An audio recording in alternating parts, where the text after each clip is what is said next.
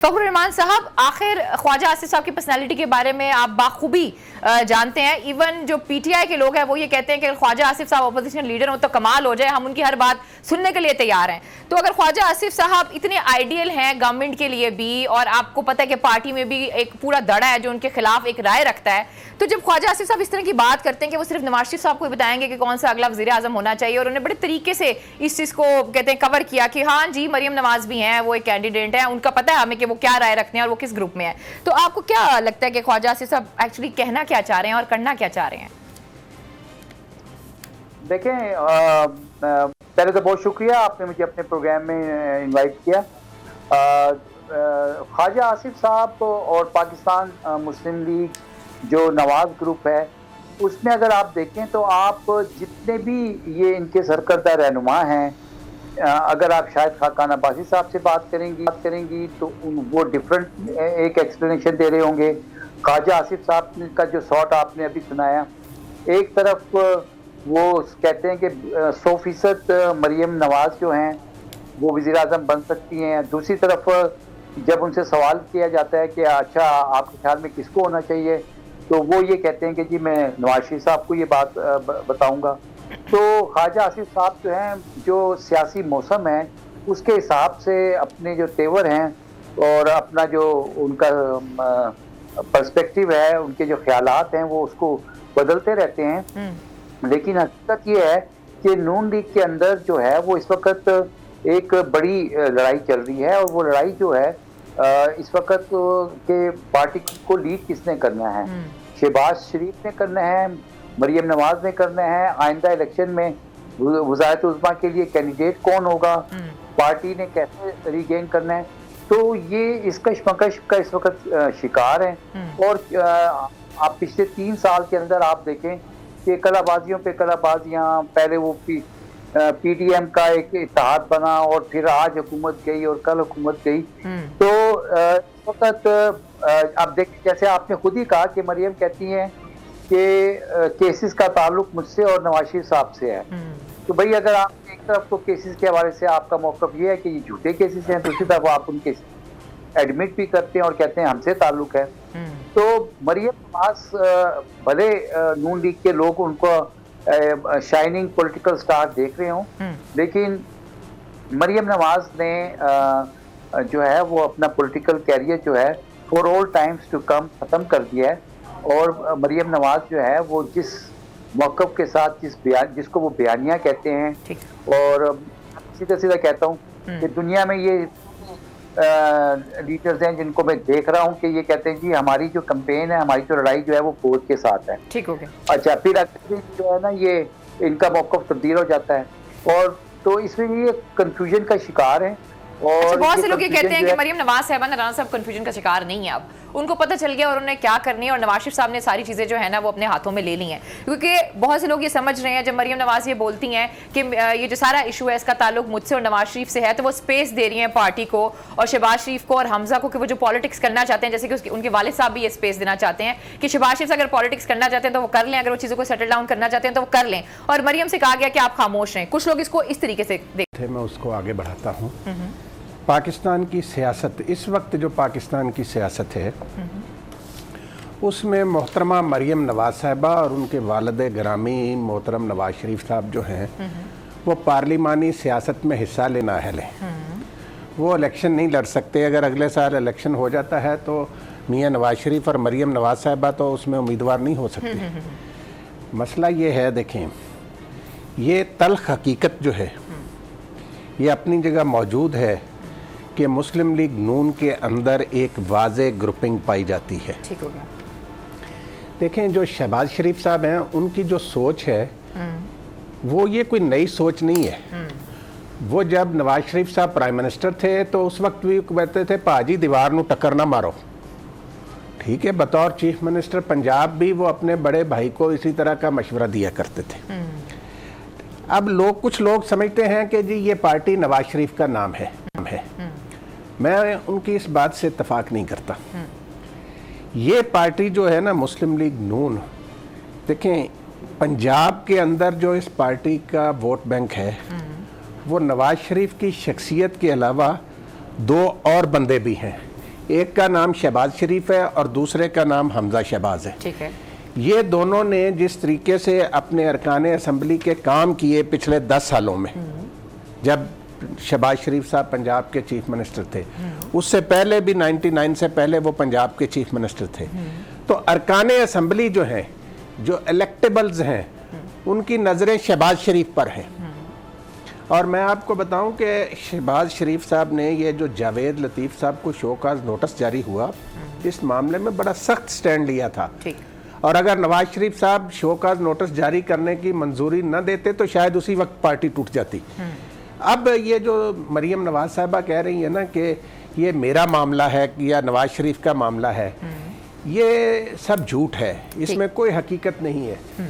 अगर ये हकीकत होती तो जब नवाज शरीफ साहब सुप्रीम कोर्ट के हुक्म पर नाअहल हुए और वो एहतसाब अदालत में अपने केस की समाअत के लिए आते थे, तो ये पूरी की पूरी शायद खाकान की काबीना जो थी वो वहाँ पे पहुंची हुई होती थी। ये पार्टी को कब, ये तो पार्टी को इन्होंने यरगमाल बनाया हुआ है। ये तो ऐसे ही एक लफाजी है कि जी पार्टी का इससे कोई ताल्लुक नहीं। लेकिन जो आपने ख्वाजा आसिफ साहब की गुफ्तगू सुनाई, देखें ख्वाजा आसिफ साहब जो है ना वो पुराने सियासी, उनका ख़ानदान सियासत में था, उनके वालिद मोहतरम सियासत में थे, बड़ा नाम था उनका ख्वाजा सफदर साहब मरहूम, वो पुराने मुस्लिम लीगी थे, तो वो नवाज शरीफ से पहले के मुस्लिम लीगी हैं। तो इसलिए ये उनकी राय जो है उसकी एक अपनी पसंद है, वो कहते हैं ऑपोजिशन लीडर नहीं, वो उस पार्टी को भी, अपनी पार्टी को भी पसंद है, वो पार्लिमानी लीडर है।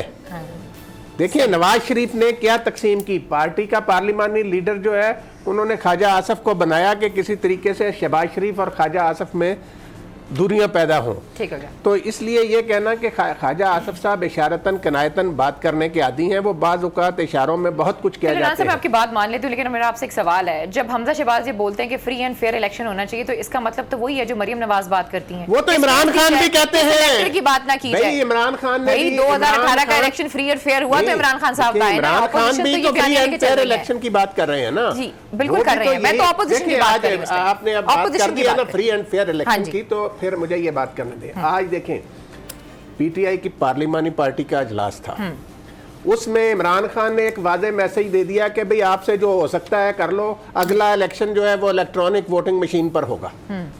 उन्होंने अल्फाज जो इस्तेमाल किए हैं ना वो ये हैं, हर सूरत इलेक्ट्रॉनिक वोटिंग मशीन पर होगा। इससे अंदाजा होता है कि वो हर सूरत उसके लिए पार्लियामेंट से कानून साजी कराने पर तुले हुए हैं। साथ ही उन्होंने ये भी कहा कि हम हर सूरत में ओवरसीज पाकिस्तानियों को वोट का हक देंगे। ठीक हो गया। तो इससे इमरान खान साहब की जो सोच है वो भी, जो यहाँ तक फ्री एंड फेयर इलेक्शन है ना, कौन सी पार्टी कहेगी कि फ्री एंड फेयर इलेक्शन नहीं होना चाहिए? ऑपोजिशन तो कहती है वो ओवरसीज पाकिस्तानियों के लिए इसलिए वोट का हक चाहते हैं क्योंकि उनको पता है कि पाकिस्तान में तो उनको वोट नहीं पड़ते। ऑपोजिशन तो ये बोलती है। ये तो ऑपोजिशन वाले जो है ना उनका अपना कामयाबी, आपने बात कर दी ये नैब ऑर्डिनेंस में तरमीम की, ठीक है, तो ये देखेंगे कि इसमें फायदा दोनों का ही होता है। फायदा तो सारे मिले हुए ना, ये तो मैं आपसे बोल रही हूँ। अच्छा अब जो बात है फखर साहब मैं आपकी तरफ आऊंगी, मुझे ये बताएं कि बेसिकली जो मरियम नवाज साहिबा हैं उनके बारे में बहुत सी खबरें आ रही हैं, हो सकता है कि आने वाले दिनों में उनके लिए कुछ आसानियां पैदा की जाएं, क्योंकि जिस तरह की जो दरखास्त है, जो अभी उन्होंने दरखास्त पेश की है, वो जिस तरीके से ड्राफ्ट हुई हुई है और जिन ग्राउंड पे वो हुई हुई है, हो सकता है कि उनके हक में कुछ लोग ये समझते हैं, कुछ लीगल एक्सपर्ट ये समझते हैं कि हो सकता है उनके हक में कुछ फैसले हो सकते हैं। जी फखर साहब।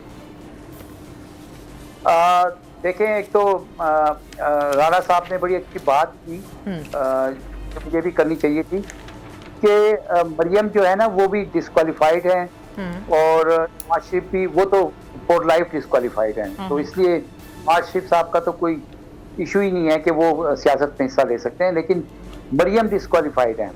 आप देखिए पिछले कई अरसे से मरियम नवाज और शहबाज शरीफ जो हैं वो मुल्क से बाहर जाने की कोशिश में लगे हुए हैं। तो क्योंकि मरियम नवाज को ये पता है कि वो डिस्क्वालिफाइड है और वो इलेक्शन नहीं लड़ सकती, और वो ये किसी भी सूरत में नहीं चाहेंगी कि जो है वो डिस्क्वालिफाइड हैं और फिर की जगह पे कोई और जो है पार्टी के अंदर से सामने आ जाए। तो के अंदर एक इस तरह भी कैफियत है, और मैं आपको ये भी बता रहा हूँ कि वो बहुत ज्यादा उनके अंदर बेचैनी पाई जाती है। तो ये जो अभी आपने उनकी लेटेस्ट दरखास्त का जिक्र किया और इस हवाले से जो बात की है, मुझे जो है उनके बाहर जाने के जो मामलात हैं उसमें शायद कोई पेशरफ जो है ना वो हो जाए, लेकिन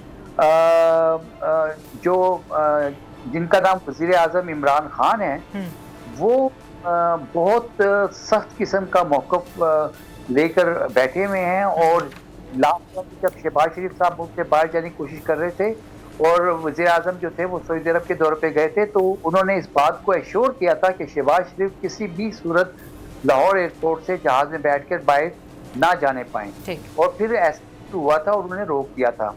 तो ये एक दफ़ा फिर से मुझे इस तरह की कोशिश होती नजर देखिए, आपने आएगी। क्या वो बहुत ही सख्त जो है ना स्टांस लेकर बैठे हुए हैं, लेकिन बहुत से लोग ये कहते हैं उनका कौन सा जो है ना स्टांस वो सख्त है। सिर्फ मियां मोहम्मद नवाज शरीफ साहब की हद तक जो था उनका स्टांस सख्त था, बाकी अगर आप देख लें उनकी अपनी काबीना के जो बहुत से लोग हैं, जो बहुत से मुशीर हैं, उनका नाम आया है पेंडोरा पेपर्स के अंदर, उसके हवाले से कुछ भी नहीं है। इससे पहले कोई 7 से 8 इतने बड़े बड़े स्कैंडल्स हैं, उनके हवाले से कुछ भी नहीं है। तो ये जो सख्त मौक़िफ़ है ये सिर्फ इसी हद तक है। और जैसे कि अभी ये सारी चीज़ें हो रही हैं, अब आप देख लें जो आपका नैब का ऑर्डिनेंस आया है उसमें तो आपने अपने लिए भी सहूलत की है और आपने अपोजिशन के लिए भी सहूलत की है, क्योंकि फवाद चौधरी साहब खुद कहते हैं कि भाई ये जो अपोजिशन जो चाह रही थी ये ऑलमोस्ट वही चीज़ है, जब वो खुद अपने मुंह से ये मान रहे हैं। बस मसला ये हुआ कि खान साहब ने कहा था कि वो शहबाज शरीफ साहब से बात नहीं करेंगे, उसको बड़े तरीके से उन्होंने सदर के जरिए चीज़ों को, अब मैं मैनिपुलेट का लफ्ज़ तो नहीं कहूँगी, लेकिन मैनेज कर लिया। अब आप कहते हैं कि वो बड़े अपने मौक़िफ़ के ऊपर बड़े डटे हुए हैं, बड़े सख्त हैं, इन सारी चीज़ों को देख के तो नहीं हमें नज़र आता। देखें, इस वक्त नून लीग हो या पीपल्स पार्टी है, उनके पास तो कोई इकोनॉमिक चार्टर है ही नहीं ना कि वो अवाम इस वक्त सबसे बड़ा मसला महंगाई का है उसमें कोई रिलीफ दे सकें। इस वक्त तो उनका सबसे बड़ा मसला जो है उनकी जो मेन स्ट्रीम लीडरशिप है उनके खिलाफ जो मुकदमात हैं करप्शन के, मनी लॉन्ड्रिंग के, उनका सामना है। वो हर सूरत इसी चक्कर में लगे हुए हैं कि किसी वो तो भुगत रहे हैं ना, वो तो यही कह रहे हैं कि पिछले 3-4 सालों से हम तो भुगत रहे हैं, अब तो बारी आई है पीटीआई की, इसलिए वो अपने लोगों को बचाने के लिए ऑर्डिनेंस लेकर आई है। नहीं, ऑर्डिनेंस का देखें, ये कानून जो है ना वो सिर्फ पर्सन स्पेसिफिक नहीं होता। कानून जो है वो हर एक के लिए जो है उसका फायदा जो है वो सबको ही होता है। अभी तो इस कानून के हवाले से अगर उनका नून लीग का अगर रद्द-ए-अमल आप देखें और पीपल्स पार्टी का रद्द-ए-अमल देखें, कल तक वो बात कर रहे थे कि हम इस मामले को सुप्रीम कोर्ट में लेके जाएंगे, लेकिन जैसे ही है अभी आप देखिए कि उनकी तरफ से इस तरह की कोई मूव सामने नहीं आ रही है। ठीक है ना। और उनको ये चाहिए था कि वो फौरी तौर पर कॉपी हासिल करते और सुप्रीम कोर्ट में चले जाते ऑर्डिनेंस की कॉपी लेकर, लेकिन अभी वो नहीं किए हैं। और पीपल्स पार्टी का तो रद्द-ए-अमल जो है वो ना होने के बराबर है, वो सिर्फ एक खाना पूरी है। और जहाँ तक नून लीग का ताल्लुक है, तो जैसे मैंने आपको ये कहा है कि इस वक्त नून लीग की जो हायर लीडरशिप है उनके अंदर एक इंतशार की सूरत हाल है कि पार्टी को की क़यादत किसने करनी है। देखें, अगर आप शाहिद खाकान अब्बासी को देखें, ख्वाजा आसिफ को देखें, एहसन इकबाल साहब को देखें, राना सनाउल्लाह को देखें, हर एक के खिलाफ कोई ना कोई केस है और उन्होंने इस केस में बाइज्जत बरी जब तक वो नहीं होंगे तब तक उनके ऊपर ये तलवार लटकी रहेगी। और अब से पहले जो है ऐन मुमकिन है कि बहुत सारे मुकदमात का फैसला जो है वो हो जाए और फिर कौन इलेक्शन जीतेगा इनमें से। तो ये पाकिस्तान मुस्लिम लीग नून के अंदर जो है वो क़यादत का सबसे बड़ा मसला होगा, क्योंकि आइंदा जब इलेक्शन सर पर आ जाएंगे और फर्ज कर लीजिए कि ये जितनी भी मेन स्ट्रीम क़यादत है ये डिस्क्वालीफाई हो जाएगी, तो फिर लीड करेगा। तो ऐसे फिर यही लगता है कि चौधरी निसार साहब जो हैं वो कहीं से इमर्ज हों और फिर नून लीग के अंदर बहुत सारे लोग जो हैं वो उनकी तरफ माइल हो जाएं, क्योंकि 35 साल का एक रिश्ता जो है वो पाकिस्तान मुस्लिम लीग के साथ जुड़ा हुआ है। वो तो जिस चीज़ से वो मना करते थे नवाज शरीफ साहब को कि आप जो मिलिट्री इस्टेब्लिशमेंट है उसके साथ आप टक्कर मत लें, वो उनको समझाते, लेकिन वो उनकी बात नहीं सुनते थे। तो जिन्होंने आगे करनी है वो चौधरी निसार साहब के साथ आइंदा इलेक्शन में हो सकता है उनकी बड़ी तादाद जो है उस तरफ शिफ्ट कर जाए। ये पाकिस्तान पॉलिटिक्स जो है उसका उतार चढ़ाव जो है वो चलता रहता है। जब इलेक्शन करीब आएंगे आप देखेंगे क्या सूरत हाल होती है। और जहाँ तक ये पेंडोरा की आपने बात की है, तो इसके अंदर मैं आपको ये अभी एक टिप ऑफ द न्यूज़ दे देता हूँ कि जिन लोगों के जो हुकूमती लोग हैं जिनके नाम आए हैं, अगर उनके खिलाफ ये चीज़ें क्लियर ना हुई तो उनको रिज़ाइन देना पड़ेगा, और जब तक वो क्लियर नहीं होंगे उनको प्राइम मिनिस्टर इमरान खान जो है वो काबीना में नहीं रखेंगे। ये इस तरह की सूरत ये खबर दे रहे हैं आप मुझे, अल्लाह करके ये खबर जो आप कह रहे हैं ये सच्ची भी हो, फेक न्यूज ना हो। सब्सक्राइब करें और बेल दबाएं ताकि कोई खबर रह न जाए।